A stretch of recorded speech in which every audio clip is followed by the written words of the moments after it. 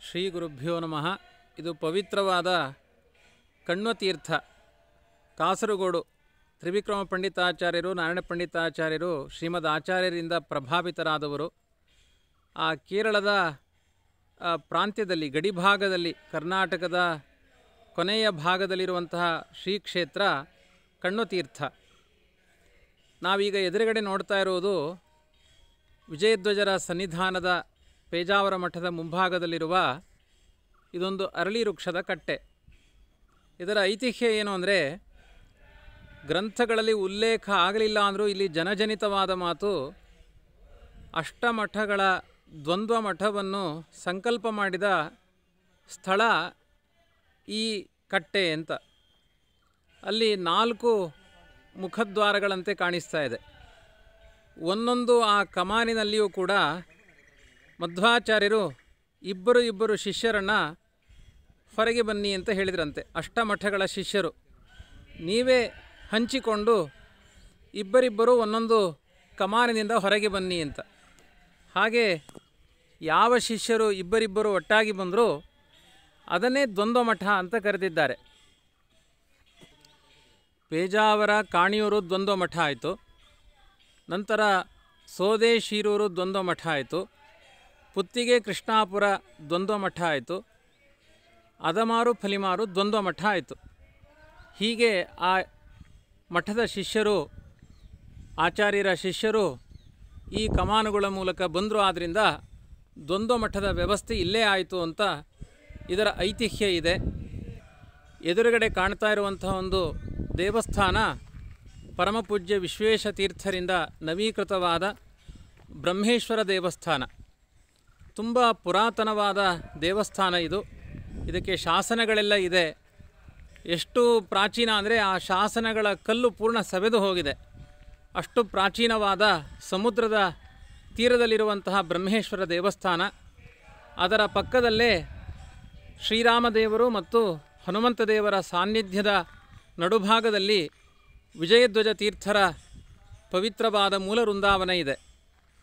ಈ ಶ್ರೀ ಕ್ಷೇತ್ರ ಏನಿದೆ, ಪರಮಪೂಜ್ಯ ವಿಶ್ವೇಶತೀರ್ಥರಿಗೆ ತುಂಬ ಇಷ್ಟವಾದ ಕ್ಷೇತ್ರ.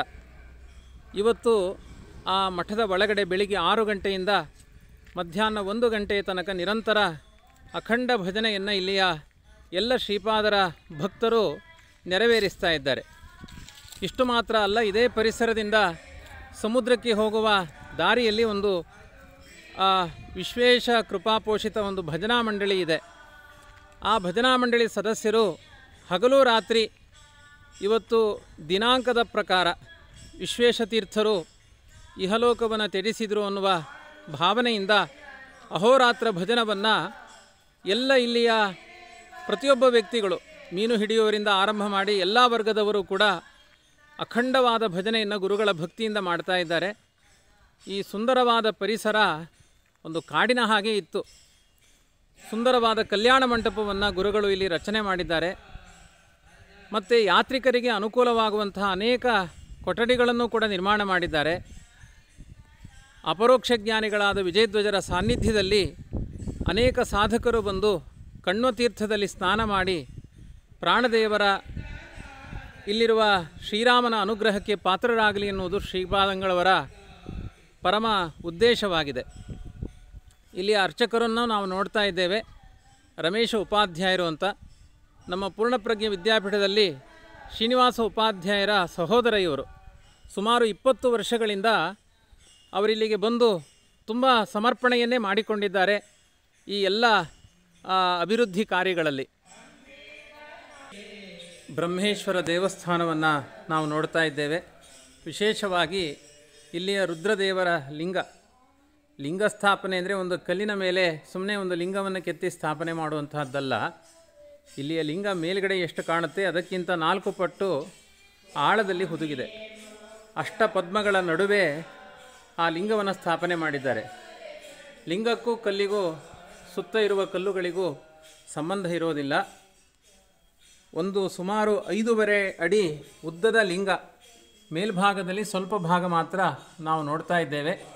ಇದು ರುದ್ರದೇವರ ಕಾರಣಿಕವಾದ ಕ್ಷೇತ್ರ. ಇದು ಬಹಳ ಸುಂದರವಾದ ರುದ್ರದೇವರ ಲಿಂಗ ಇದೆ ಇಲ್ಲಿ.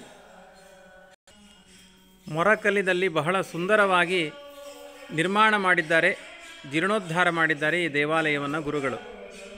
ವಿಜಯಧ್ವಜರ ಸಾನ್ನಿಧ್ಯದಲ್ಲಿ ಭಜನೆ ನಡೀತಾ ಇದೆ ಗುರುಗಳ ಸ್ಮರಣೆ ಪೂರ್ವಕವಾಗಿ.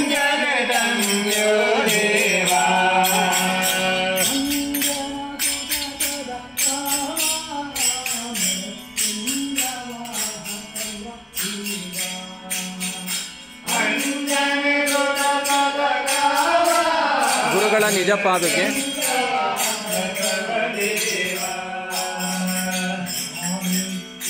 ವಿಜಯಧ್ವಜರ ಮೂಲ ವೃಂದಾವನ.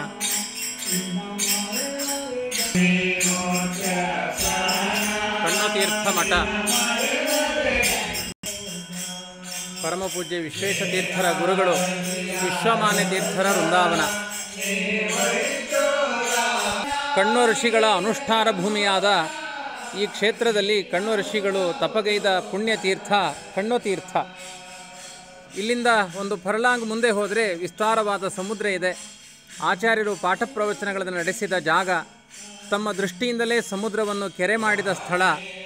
ವಿಜಯಧ್ವಜರು ತಮ್ಮ ಭಾಗವತ ವ್ಯಾಖ್ಯಾನವನ್ನು ಮಾಡಿದ ಪುಣ್ಯಭೂಮಿ. ಇದು ಪುರಾತನವಾದ ಬ್ರಹ್ಮಾಶ್ವತ್ಥ. ಏಕಾದಶ ಸ್ಕಂದಕ್ಕೆ ವ್ಯಾಖ್ಯಾನ ಮಾಡಬೇಕಾದ್ರೆ ಮರಗಳ ಎಲೆಗಳ ಶಬ್ದವು ಅವರಿಗೆ ವಿಘ್ನವನ್ನುಂಟು ಮಾಡಿದಾಗ ತಮ್ಮ ಕೈಯಿಂದಲೇ ಮರದ ಎಲೆಗಳನ್ನು ಸ್ತಬ್ಧ ಮಾಡಿದ ಇತಿಹಾಸ ಇಲ್ಲಿದೆ. ನಾಗಬನ